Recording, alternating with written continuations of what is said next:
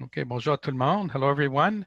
It's 10 o'clock, so let's get going. My name is Gilbert Arbé. So I'm a professor here at the University of Ottawa at the Faculty of Engineering, and I'm actually ambassador for the computer engineering and electrical engineering programs. And we have some other professors here, so you probably can see our fearless leader, the director of the EECS of the School of Electrical Engineering and Computer Engineering. And you're an electrical engineering prof, are you, Claude? Yeah. Oui, bonjour tout le monde. Hi, everybody. Hi, my name is Claude Damour. Je m'appelle Claude Damour. J'ai fait mon bac, maîtrise et doctorat ici à l'Université d'Ottawa, tout en génie électrique. I did my bachelor's, master's, and PhD all in electrical engineering here at the University of Ottawa. Sorry, it's a little dark in my room. I'm going to turn on some lights, but I'll let Gilbert introduce everyone else. Merci, Claude. Merci. So we also have our Associate Director of Computer Engineering, alors le directeur associé de Génie informatique, Voicu Groza. Would you like to say a few words, Voicu? Hi, my name is Voicu Groza, and I'm a professor of computer engineering. I have a degree in computer engineering and a PhD in electrical engineering. So I will try to share from my past and my bright thoughts for the future. So keep in touch. Okay, merci Voicu. Thanks, Voicu. And then we have our Associate Director of the Electrical Engineering Program, Derrick Mcnamara. Alors, Derrick, would you like to say a few words? Yeah, well, welcome everyone. I'm the coordinator of the undergraduate electrical engineering program. I've had experience both in industry and at the university. And if there are questions of an academic nature, other than just the rules and regulations and things like that, you're welcome to contact me to find out why you are learning things in certain courses, why they are important, and other such issues. But I think, Gilbert, that's all I'll say for now, and then we can answer specific questions once you've gone a little bit further in the meeting. Okay, thanks, Derrick. Merci, Derrick. Alors, la dernière personne, c'était Pierre Adam. Est-ce que Pierre est là? No, Pierre can't come. He's got a few emergencies. Okay. Pour tout le monde, Pierre Adam, c'est le gestionnaire des labs en génie électrique et génie informatique. For those of you who don't know, and most of you don't know, Pierre Adam is our lab manager for the undergraduate learning labs. And we're in the process of making sure that the labs are remotely accessible for this semester. So there are some last minute things that he's working on with his team. Merci, Claude. So this is a Q&A session. So it's a question and answer session. So we're here to answer any specific questions that you may have. Alors, on est ici pour répondre à vos questions. Toutefois, j'ai préparé quelques petits sondages pour essayer de susciter la discussion. Alors, je vais en commencer avec un. Vous pouvez poser vos questions soit par chat, parce que je suis en train de suivre votre chat, puis on est en train de suivre votre chat. Si vous avez des questions spécifiques, alors on pourrait répondre soit de vive voix de nos personnes qui se sont joints avec nous, ou si vous voulez poser vos questions de vive voix aussi, je vais vous inviter à le faire. So if any of you would like to ask your questions, you can ask them either through the chat. We're monitoring this, so I'm seeing that people are having more conversations amongst themselves, but I would suggest you answer some questions and or ask some questions, and we'll be happy to answer them since this is a Q&A session.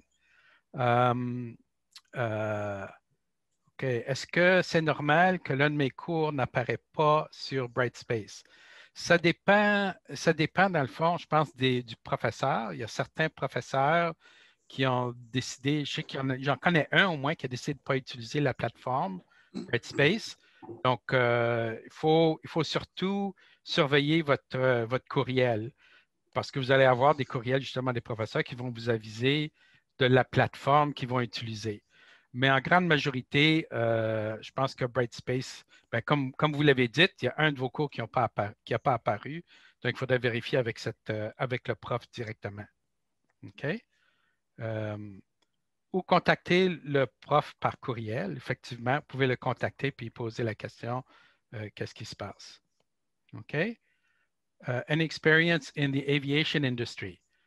Well, I certainly don't. I don't know if any of my colleagues do have any experience in the aviation industry.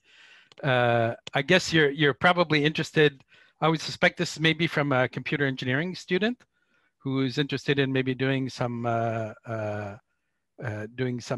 developing really systems that are used by the aviation industry. I think you can be assured that maybe Voiku could certainly talk about this, but definitely the computer engineering program is preparing you for being able to deal with such projects. I think some of us have some satellite communications experience. There you go. Putting satellites together, right? But aviation, we almost had an aviation program actually, but it was a slightly different program. It was with mechanical engineering, so it wouldn't have applied here. Yeah. Okay. So we have someone who's asking about tutorial sessions. Can I ask one of my colleagues maybe answer that? Yeah, Sorry, well, I didn't see the question. Oh, go ahead. Yeah. So what is done in tutorials kind of varies from course to course. It's the professor's preference and how well different ways fit in with the subject material. So I can tell you what I do. I arrive in the class, and the first thing I do is I take questions from students. They can ask me questions about the course material, specific questions, which they can, of course, do in class as well, in the normal classes. But in the TUT period, they can continue to ask those type of questions. They can ask me questions about specific assignments, or they can ask me how to solve problems that they found in some textbook other than the one they're using, and so on. And the important thing is that everyone participates. So I will start solving a problem on the board, and the green boards are still very useful ways of learning. So I will start solving a problem on the board, but then at each step, I will invite suggestions as to what should our next step be? What do we need now? Where are we heading, and so on. And then we work through a problem in that way, and then everyone learns how to do things, how to solve problems, and so on. So that's the way I run my tutorials. So my 3 colleagues who are here with me all teach as well. So perhaps you can mention how you do your tutorials, and then we get a sort of a general idea. I'll start off. What I do in my tutorials is I use the tutorials to do examples. So generally, there's a lot of theory in the classes, and the tutorials are used to do practical examples. And I usually spend about half the time on that. A lot of professors also tend to put their quizzes and their midterms in the tutorial period. Okay, so now if you're having synchronous classes, then the tutorial is going to be live. If you're having asynchronous classes, then the tutorial is going to be recorded, and you can watch it at any time according to your own schedule. But again, it varies from professor to professor. But generally, you will see a lot of actual practical work being done in the tutorials that you don't actually see in the classroom. Merci Claude, thanks. Il y a une question, je pense qu'il serait intéressante.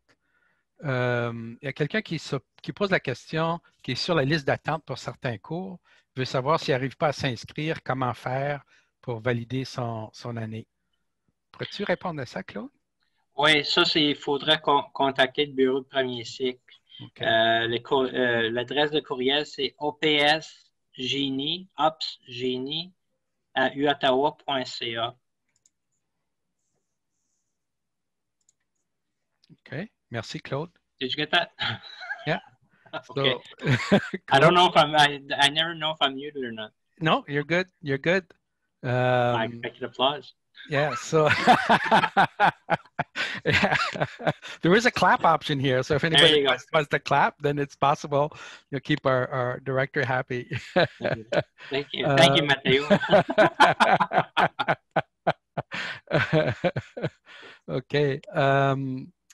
So here, there's a question here I think is important. Do students have the option to do their assignments and homework in the labs at the university?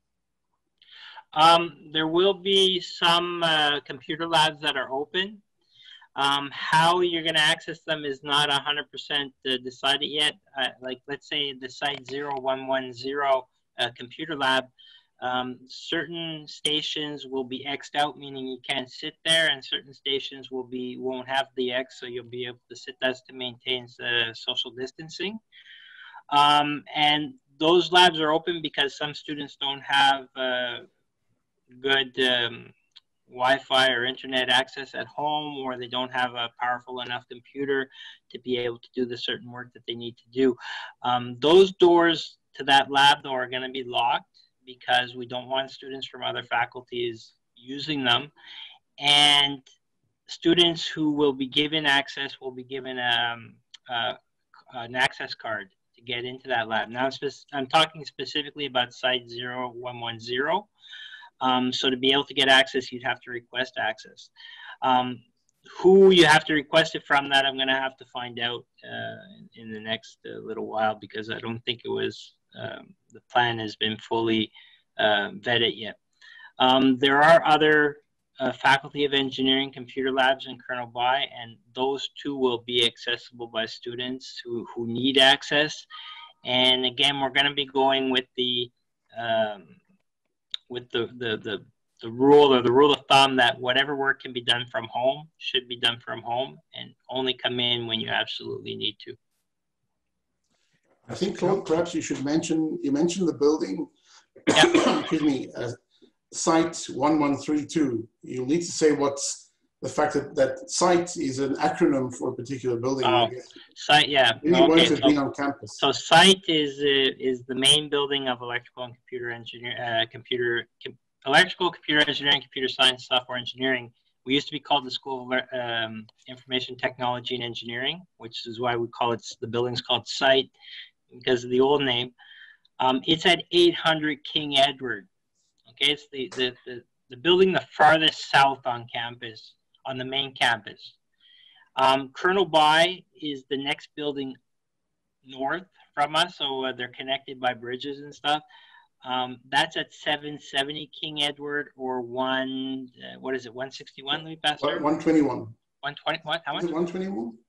No, 161. 161. Anyway, it's the ugly brown building. I mean, there's other buildings. There's the STEM building, which is the next building north, and across the street there's the art building, which is across from the hockey arena, but you probably won't need to go into that one. Okay, thanks, Claude. We have, and there's an interesting question here. If our profs have not emailed address to what platform we'll be using for classes, MS Teams, and so on, where do we join the video meetings for our scheduled times?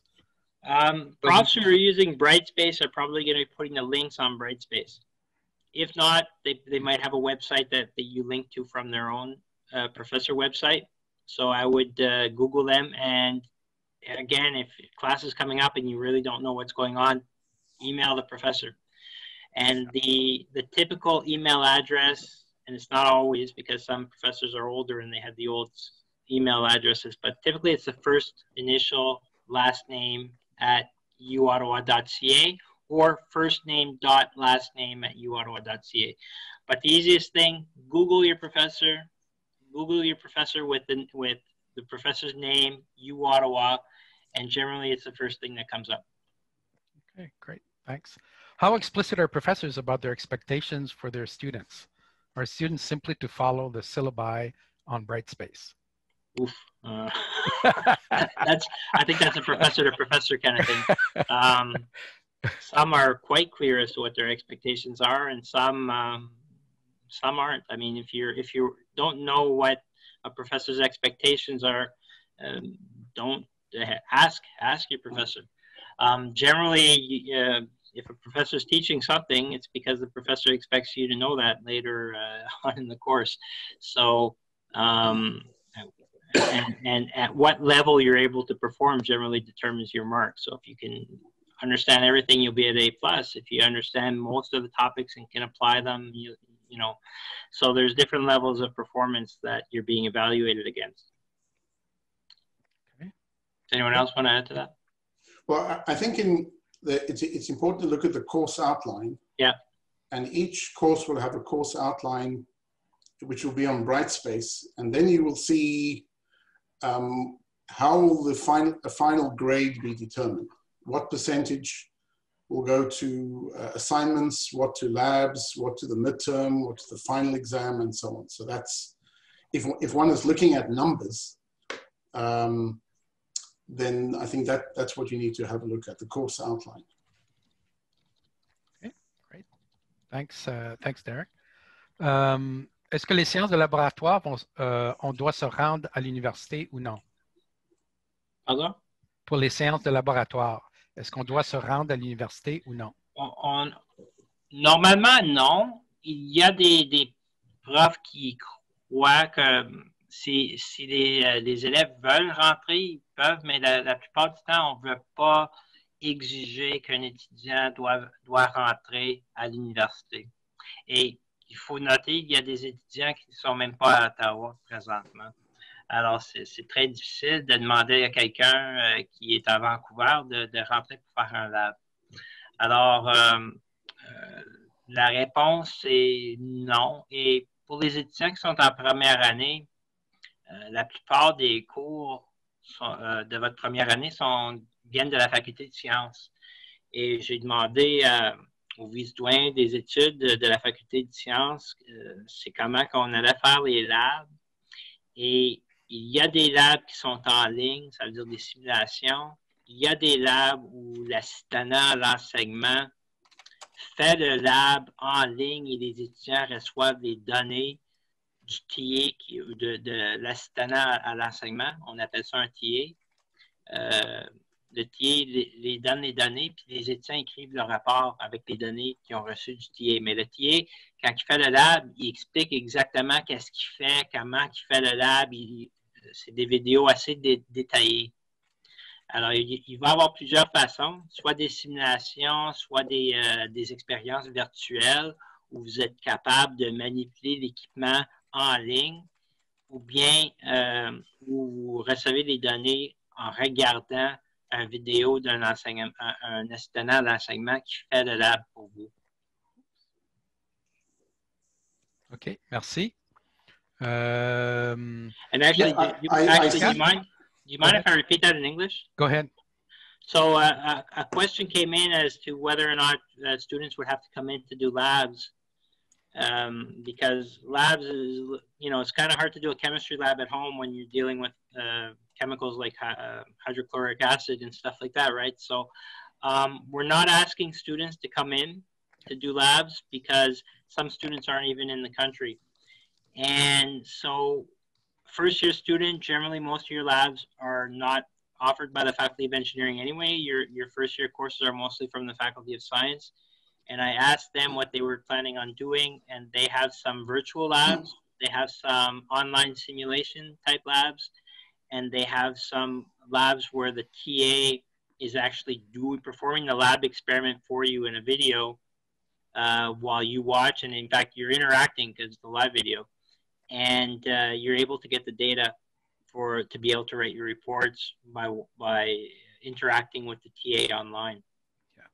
So if you recall, in some cases, you actually need someone to manipulate the equipment. Yeah. Now, in some of our labs that we're doing for electrical and computer engineering, we've built an interface with the equipment so that you can see the equipment on a video cam, and you're able to upload, let's say you're working with an Arduino board or something like that, you're able to upload your code into the Arduino board by accessing it online, and you're able to see the responses on a video cam. And there's a TA in the lab just in case things need to be reset, in case you make an error or anything like that. Okay.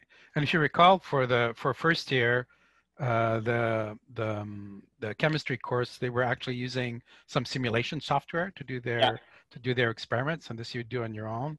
And I know the physics, they actually have live sessions for their labs. And in any case, your professors are going to explain to you exactly what you need to do. Exactly. Yeah. Merci. There's a question about beyond labs. Yes. I think that must be from like science, probably doing that. Yeah. I don't think there's a license that needs to be purchased because I think we own the license. Okay. So there was actually some questions also on purchasing software like Top Hat and so on. If there were Top Hat is a different thing. If a professor chooses to use Top Hat, there's no license for the university. Top Hat works on students pay $30 a semester to use Top Hat. So if one prof chooses to use it, or if multiple profs choose to use it, it's $30. If it's used for the whole year, I think it's $46. I don't know if too many profs are using Top Hat. Other things like Zoom and that's the university license. So MS Teams as well. MS Teams is also by the university. Okay. There's a question on what's the difference between computer science and computer engineering? Oh, okay. Well, Voiku can answer. Let's let the expert answer that. Go ahead, Voiku. Yeah, I was thinking that you're better off. You're our ambassador. I was kind of taking over there. Well, I'm not really sure I can answer in real time those millions from questions from the chat. I already saw some good answer to this question. So basically, it's I would kind of replicate the answer that was over there. So let me see if I can. No, I cannot share my my screen. But I think if you watched your nice little movie that Gilbert Arbez prepared for computer engineering and electrical engineering students, you could see a nice 3D MATLAB graph in which we had a cube with CSI, software engineering, electrical engineering being in corners, and CEG kind of circle having intersections with all these domains. So this is, let's say, this inclination of professors for theoretical approaches. The thing is, computer engineering is the intersection of hardware from electronics and software from software engineering and theory from computer science. So all the other disciplines, they are really addicted, of course, for their domain. So it was needed a kind of glue with some crazy guys like computer engineering who would be able to master all those domains such that they can. And this is the beauty of the field. Most of the applications you will see will need a computer engineer, even though you're talking about mechanical engineering or, well, aerospace or avionics or whatever was the beginning of our chat. All this need a computer engineer to understand the problems and to put together. What's the difference between them? Well, of course, it's a lot of difference in the sense that, of course, an electronic engineer is more in understanding things at the physical level, while computer engineers, well, they cannot cover the field at the same depth like electrical engineers, or the same about computer science or software engineering. So I would stop here, and probably I'll manage in my CEG 2136, the first course in computers, to go into more details with this pitch of mine at this point in time. Hopefully we'll meet again next year, and hopefully you remember my intervention. Gilbert. Thanks, Voiko. Appreciate it. So there's actually Gilbert, yeah. I see there's a question about can one join sign up for the management option in the second year. I believe that is possible. A good thing to do always is to go have a look online at the course sequences for the various options. And for instance, if I look at the course sequence for the electrical engineering degree and then the electrical engineering degree with the management and entrepreneurship option, I see that the first year courses are identical. So that means that there won't be any delay or rearrangement of your courses if you decide that you are going to register for the ELG plus the management option. Okay, but if you decide to change to some other option, degree option in your second year, you should always check that what the changes will be to your course sequence. And the first people to contact about that would be the undergraduate office. And then about other academic details would be to contact me. So, but I think the important thing that we're dealing with today, of course, is that everyone gets started in their first year for what for the program they've registered for. And then once you going forward in that, you can start, excuse me, thinking about perhaps other things that you might want to have done had you known about them. Okay, thanks, Derrick. Claude, there's a few questions on Respondus. Could you maybe clarify like the policy, the university policy versus the faculty policy? Well, the university policy and the faculty policy aren't necessarily the same thing. We're not going to forbid a professor from using Respondus, but we don't recommend that Respondus be used. So as a faculty of engineering, we took the decision that we don't recommend Respondus because of there's definitely a data sensitivity issue with Respondus. But some of the other options would be Zoom meetings for exams and things like that. Okay. But not recorded. You can't record them. Okay, great. There is a question here on someone who's not actually in Canada, and I guess there's a different time zone, you know, and be different to attend online sessions.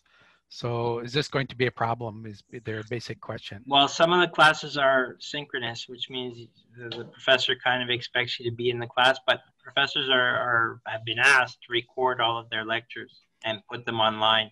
So either in their Brightspace page or on their website, so that students who can actually make it have access to watch the lecture afterwards. And in fact, it's even the students who go to the lecture might actually choose to rewatch the lecture to get it's like watching a movie a second time. Sometimes you see things you missed the first time, right? So we're encouraging professors to do that, and I think everyone is kind of on board with that, and even in the Faculty of Science, because we don't have as much control over them, but they it's in the best practices. So I would expect that, yeah, if you miss a lecture, you should be able to get it within a few hours to a day or two from the lecture. It should be online. Great, thanks, Claude. So Claude is going to be leaving us in a couple of minutes. So I'd like to at least take 30 seconds to thank him. So everybody could give him a good clap, you know. Thanks for joining us. And I have to join the computer scientists now. So anyway, it was nice meeting everybody, and I hope c'est mon plaisir de rencontrer tout le monde, et j'espère que vous avez une bonne année. So I wish everyone a good year, and it was a pleasure to meet everyone. And if you have any problems, you can always email me. I'll put my email down at the bottom in the chat. Okay, c.damore@uottawa.ca. So everyone, again, good luck this year, and hope to see you next year. Bye-bye. Okay, thanks, Claude. So Ale is asking to ask a question vocally. So if you want to turn on your microphone and ask your question, We'd be happy to hear it Good and to morning, answer. everyone. Can you hear me? Yeah, we can hear you. Well, first of all, thanks for hosting this Q&A session. I truly appreciate it. So my name's Alay. I'll be pursuing a computer engineering degree for the next 4 years. And like as mentioned by Mr. Groza, I hope I'm not butchering your last name, sir. Oh, that sounds good. The thing is, one of the many reasons why I picked this degree is because of its, versatility, as Mr. Groza mentioned. I'm like passionate and like interested in computers and all of its aspects, from software to hardware to like the theoretical aspects of it, in computer science.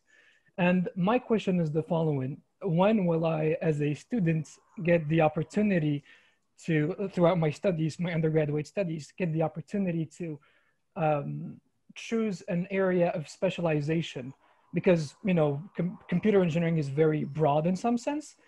And, I guess maybe through the co-op programs and that kind of stuff, but like, are there any other instances in which I could get such opportunity? That's my question. Cool. So the truth is that the program is very dense, and we try to put as much as we could to address as many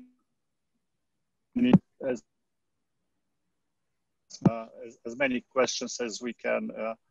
The thing is that we left some room for directing your education in the last year. We have a number of elective courses, technical elective courses that can be chosen by our students. And on top of those enlisted in our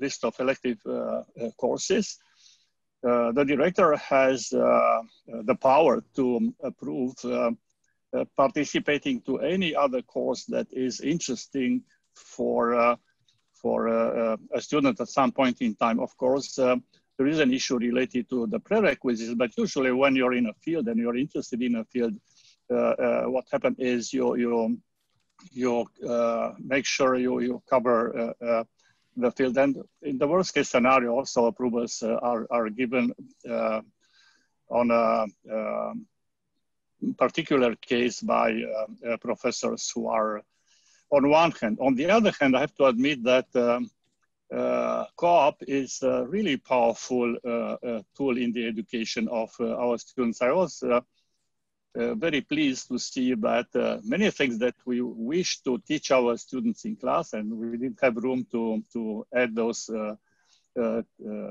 things in our syllabus, in our curriculum, students learn during their co-op terms. So I think this is important to direct, again, your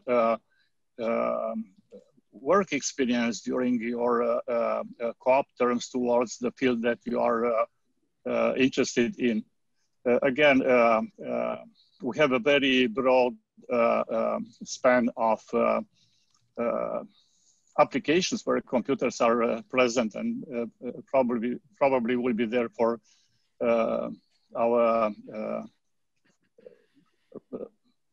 in the future, in the next foreseeable future, anyhow. And I'd like to thank you, Ale, for your enthusiasm, actually, and I hope this is contagious and will penetrate also some other colleagues from other programs as well, because it's really a need nowadays for computer engineers. So if you have further questions, just drop me a line and we can have a chat online or even in person. Thanks a lot, sir. Truly appreciate it, for sure. And yes, that answers my question. Thanks a lot. Thanks. If I can just add a couple of minutes, I remember when I was actually in fourth year, I had this one professor who said, he said basically what you're learning during your program is how to solve problems, and that can be applied to a wide range of areas. So there's no really, we can think about specializations, in your during your degree, but in reality, you're preparing yourself so that you can attack problems generally. So wherever you need to apply, you know, computer engineering, you will be able to apply, whether it's in aviation, we had a question on aviation, or in the medical, you know, in the medical area, or you know, even washing machines. So it opens up doors to many of these possibilities after you you graduate, and you'll find that you will, you know, become a specialist if you want in the real world after you've done your program. So okay. What there was, so it's long. Okay, here I'm just trying to find some questions. Oh, a course without having passed a prerequisite. Okay, so here's about prerequisites, right? So there's some instances where you can take a course without, oh, this is Derrick who answered a question about taking some courses without prerequisites. I don't know if you want to say a few words about that, Derrick. So it was an observation, I guess, on my maybe a little bit too optimistic statement that you can take whatever course you wish. Of course, there are prerequisites, but again, I would emphasize that if you're in a field, probably you pursue your dreams. So I think that I had this kind of situations in the past with students who wanted to take a definite, clear direction, and they prepare themselves such that when they reach that point, when they have to do the elective course, they already had in their backpack, in a way or another, the knowledge needed to enter the course. Okay, great, thanks. So here they were talking about, we're asking if COVID-19 will affect co-op, you know, in terms of acceptance rate. So my understanding, at least from at least the people I've been talking to, is that there is some impact, but there are still co-op jobs up there. I think there's maybe a matching is reduced a little bit, and there are a few companies that are approaching because their amount of business, I guess, is going down as well. But I think one of your colleagues answered, well, you won't start co-op for a couple of years anyway. So hopefully by then the issues around COVID will have resolved, and you'll be able to participate. There's usually a very good placement rate, and as Waiku mentioned, it is actually a very good means really of learning, being able to apply what you've learned in your classrooms. Okay. So there's Mobius, mathematical. Anybody know about Mobius? I guess this is more the math department. I don't know if we've had some experience that you probably have to ask about your profs about those specific questions. Il y a ici une question, si je suis toujours en attente dans le cours maths 1741 et le cours commencera dans 2 jours, je n'ai pas fait d'autres alternatives à part de ce cours-là. Si je ne suis pas inscrit, quelles sont les conséquences? Ça, il faudrait en discuter davantage, je pense, avec le bureau de premier cycle. Eux autres connaissent plus tous les règlements là, par rapport à ce qui se passe. Probablement une des conséquences, il va falloir que tu le prennes un peu plus tard, puis ça peut te retarder dans ton programme. Il faut dire que dans les 2 premières semaines, de façon générale, les 2 premières semaines, il y a beaucoup de mouvements qui se passent. Donc, des étudiants qui changent de cours. Je sais que moi, j'ai regardé ma liste d'étudiants ce matin, là, puis déjà, j'avais des étudiants qui ont quitté, qui ont changé de section, qui se déplacent tout le temps.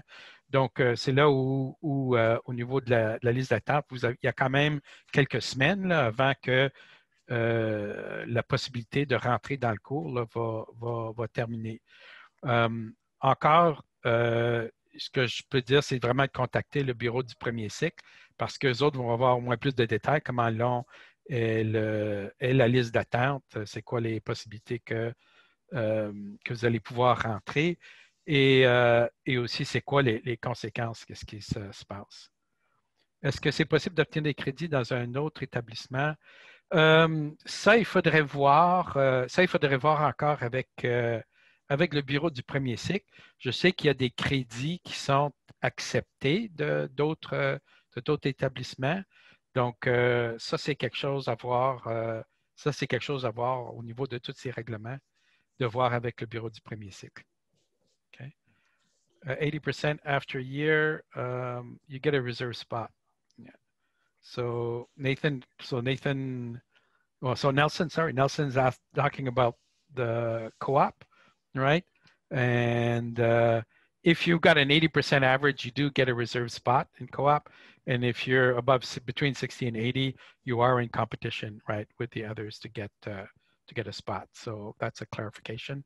I think it was mentioned in the live event this morning. Okay.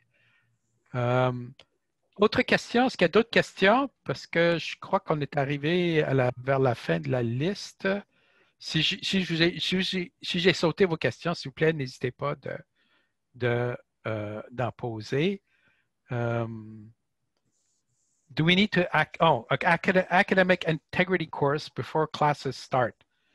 So, Derrick Voiko, are you familiar with the academic integrity course? I'm not actually familiar with it.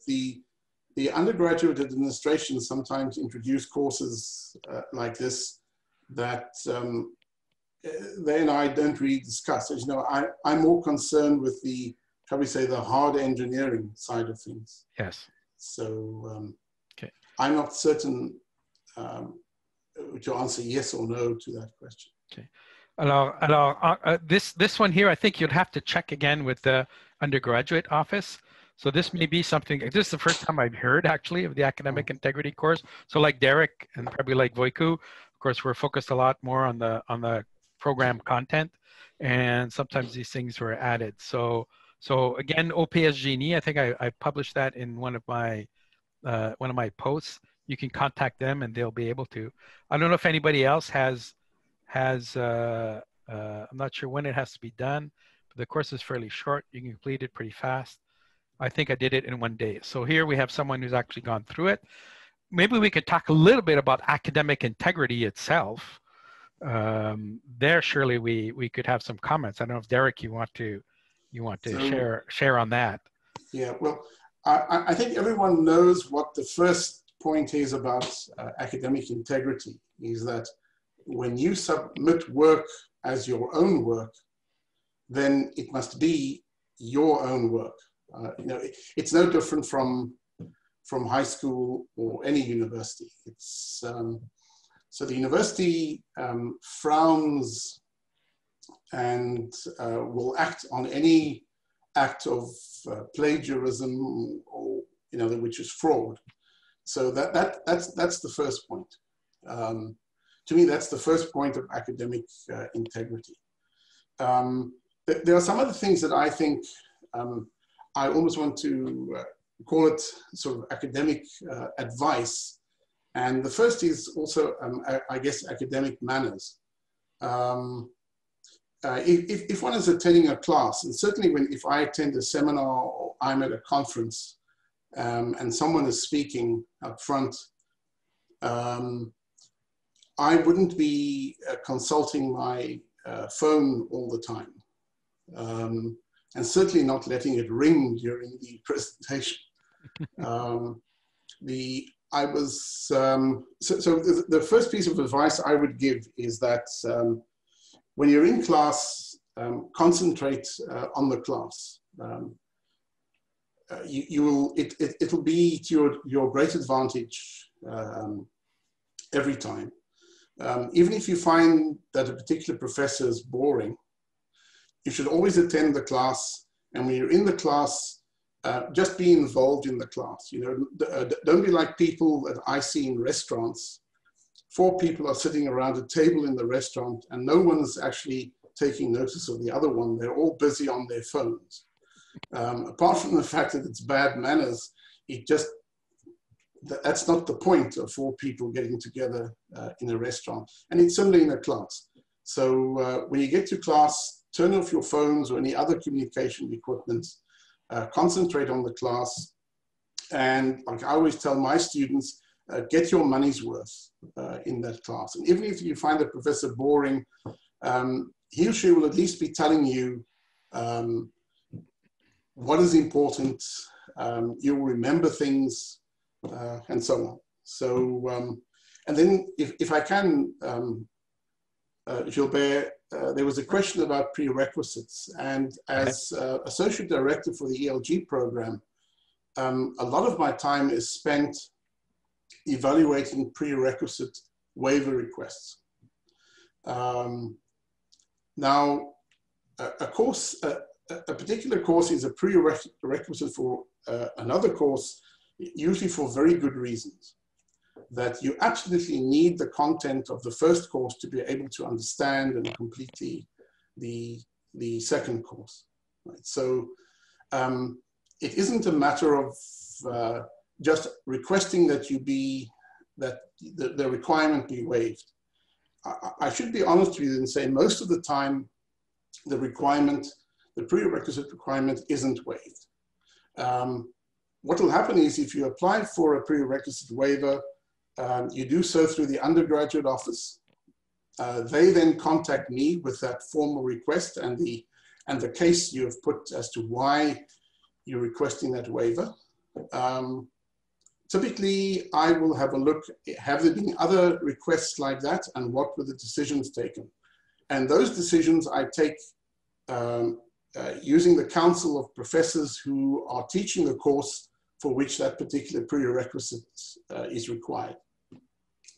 And if that professor says to me, yeah, it's fine, you don't actually need that prerequisite, then I will approve the prerequisite waiver. And the first thing I'll do is try to persuade the faculty to remove that course as a prerequisite in any other, in later years. But most of the time, the professor teaching the particular course will say to me, it's going to be impossible for the person to do, let's say, ELG 3125 or 3525 if they haven't passed the first course in circuit theory. It's going to be absolutely impossible. And then that prerequisite waiver won't be approved. And a lot of students are disappointed because it's going to delay their graduation. But it's there for a very good reason, right? So it's not just that the university wants to keep you on campus as long as it possibly can. It's sort of taking responsible decisions so that you can do well in your subsequent courses. So what I would do is keep an eye on your course sequence. You don't have to go there yet, right? Because you're all starting out in first year.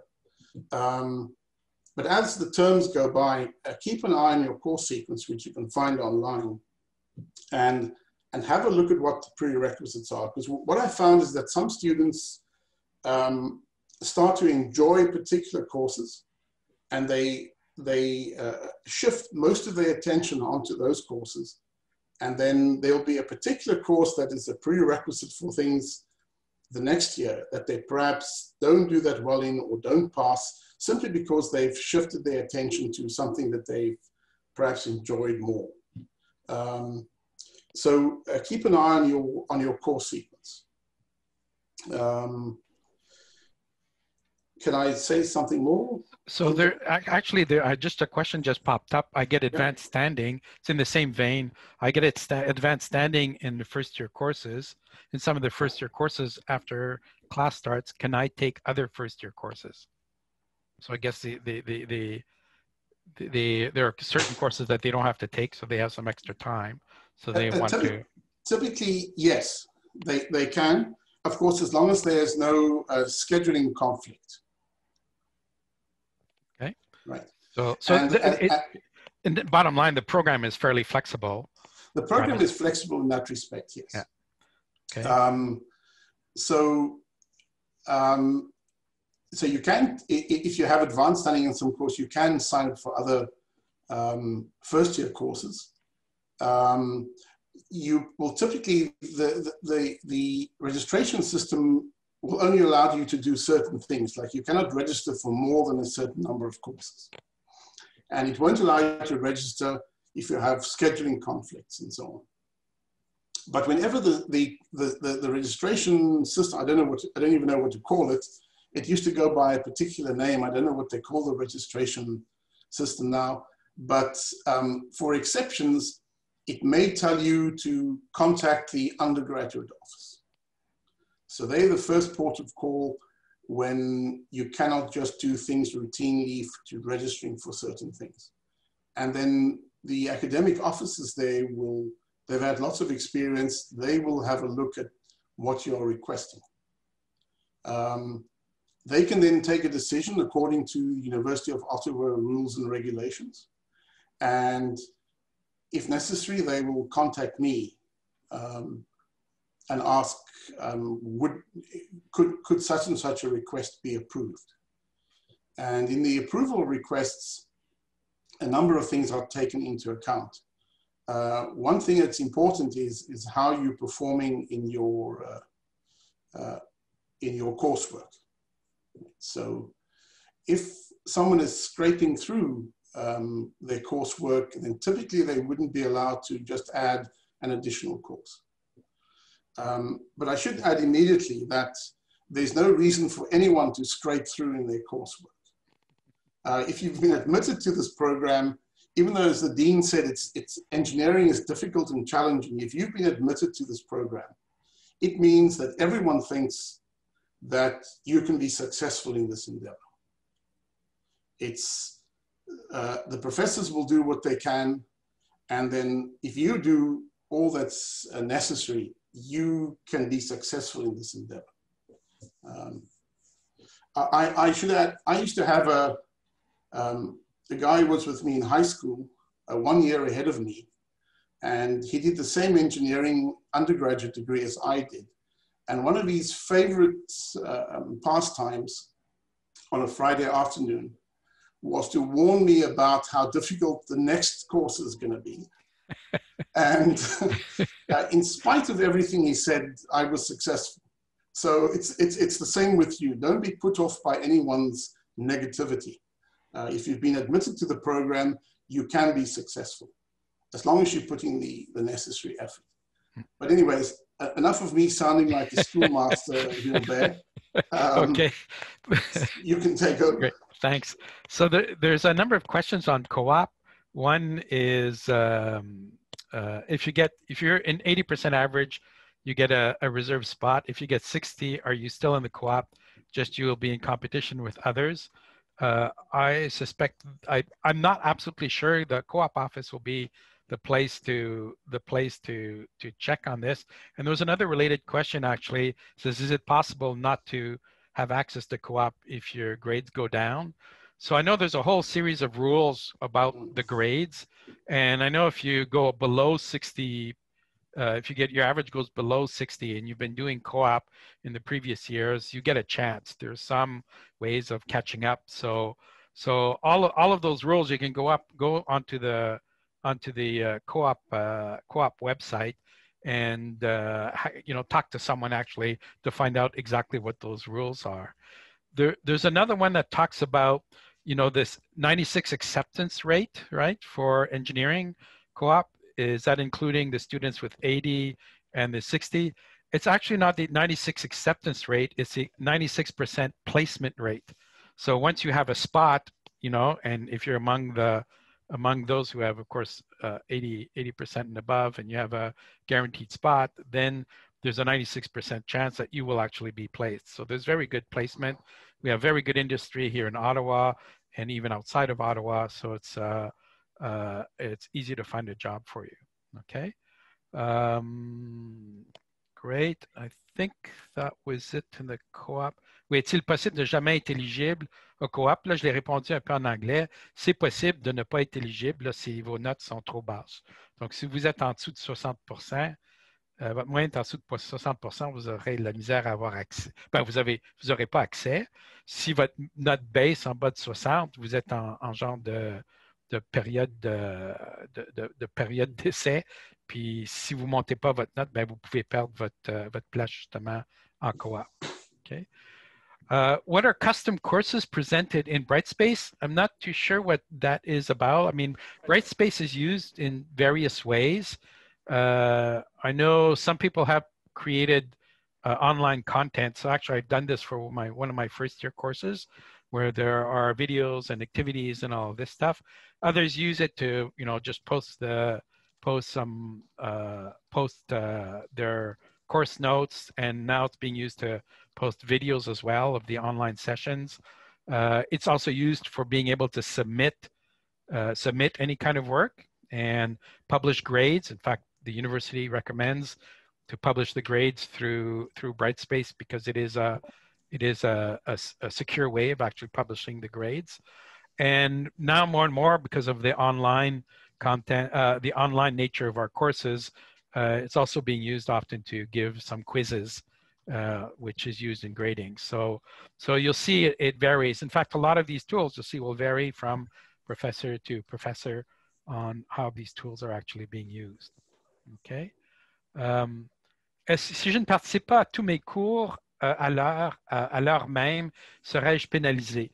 Donc, il existe une politique où si vous ne participez pas à 80% de vos activités, y compris les cours, qu'il est possible de justement perdre le privilège d'écrire l'examen final, qui voudrait dire que vous pouvez effectivement faillir le cours. Évidemment, dans notre contexte actuel, des fois, c'est difficile, surtout vous êtes dans des fuseaux horaires différents, vous avez des problèmes avec votre Internet, de ne pas participer au cours. Alors, vous ne serez pas pénalisé.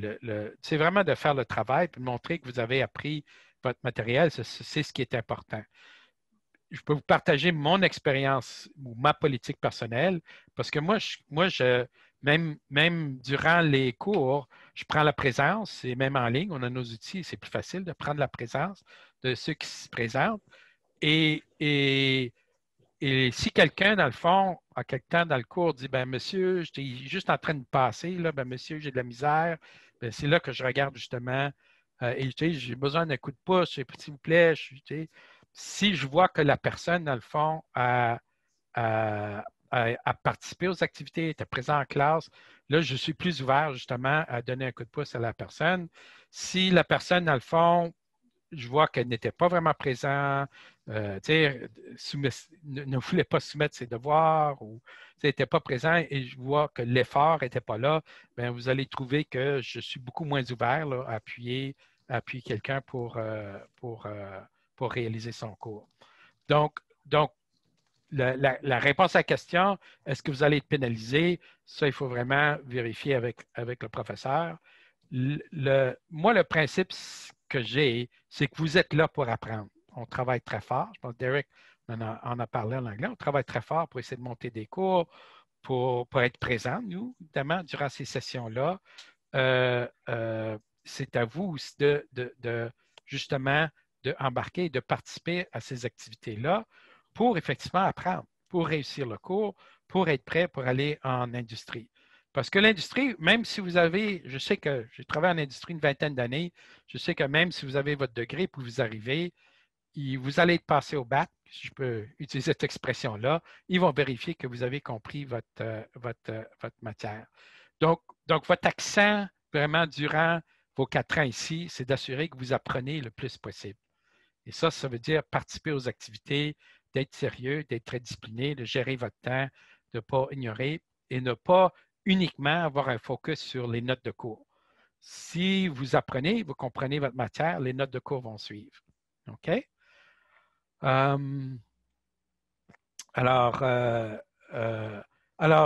OK, d'accord. Si vous avez des questions spécifiques, on essaie de répondre les questions en français et en anglais. Alors, il y en a qui disent, ben, vous ne comprenez pas tout l'anglais, mais on essaie de rendre ça le plus bilingue possible. Évidemment, si on prend le temps de tout traduire, mais posez vos questions spécifiques et on va être capable d'y répondre le plus possible. OK? Pour avoir l'autorisation pour l'abandon d'un cours, pour abandonner un cours, si je comprends bien, cette question-là, c'est si vous voulez laisser le cours, le laisser tomber, il existe des dates, puis encore là, vous pouvez consulter le bureau du premier cycle, puis même en ligne, il y a des informations à ce niveau-là. Il y a des dates pour effectivement abandonner le cours sans pénalité, par exemple, financière. Et plus tard dans la session, vous pouvez abandonner le cours, vous ne serez pas remboursé, mais il n'y aura pas de pénalité au niveau de faillir le cours. Donc, il y a des dates limites. pour lequel vous pouvez effectivement abandonner le cours. Et ça, c'est votre décision à vous autres. Vous approchez justement le bureau du premier cycle. C'est possible de laisser tomber ce cours-là. Évidemment, dépasser ces dates limites. Alors, si vous essayez d'abandonner le cours là, en décembre, là, le 1er décembre, vous allez quand même le faillir.